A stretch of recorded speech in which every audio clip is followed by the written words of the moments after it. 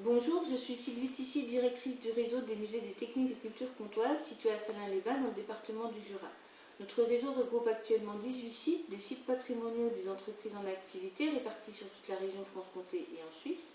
De site en site, les musées des techniques et cultures comtoises s'attachent à faire revivre au contact de la matière et des savoir-faire l'histoire industrielle et artisanale de la région Franche-Comté. En 2005, les musées des techniques et cultures comtoises ont édité un CD-ROM ludique et interactif intitulé Engrenages et manivelles, voyage au cœur des sciences et des techniques.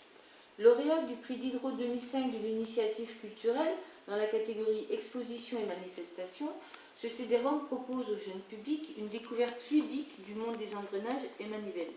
C'est un voyage interactif à travers des animations 3D, des dessins animés et des quiz pour tester ses connaissances, ainsi que des expériences à réaliser pour comprendre les principes des transmissions de mouvement et le fonctionnement des machines avec notamment le système bielle-manivelle.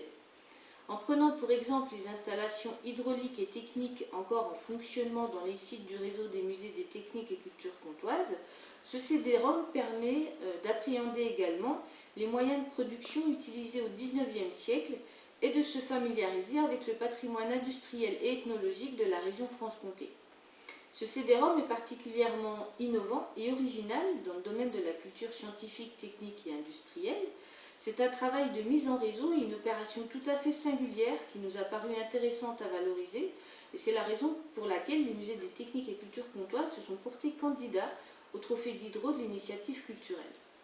L'originalité de l'initiative repose sur plusieurs aspects. L'utilisation des technologies de l'information et de la communication pour redonner le goût du concret et mettre entre guillemets la main à la pâte, de relier l'histoire et le contemporain de la technique, de traiter du patrimoine industriel sur un mode ludique et différent, de toucher un public jusqu'alors peu enclin à s'intéresser à ces thématiques, et enfin de doter les enseignants et les enfants d'outils pédagogiques. Devant le succès rencontré, 5000 exemplaires ont été diffusés en tout et pour tout, 2000 exemplaires édités à la sortie du CD-ROM en avril 2005, puis 1000 exemplaires retirés chaque année sur une durée de 3 ans. Très apprécié du monde enseignant pour son caractère pédagogique et ludique, le CD-ROM est utilisé également dans de nombreuses écoles, notamment celles de la ville de Besançon et de la communauté d'agglomération du Grand Besançon, auprès desquelles nous avons cédé pas moins de 3000 licences.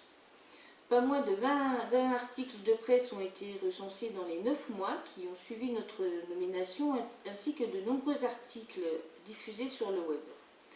Un an après cette nomination, et pour permettre aux enseignants d'exploiter au mieux ce support multimédia lors d'animations, les musées des techniques et cultures comtoises ont édité un livret de jeux intitulé Codex Mechanicus, en accompagnement du CD-ROM qui prolonge la découverte des engrenages et manivelles.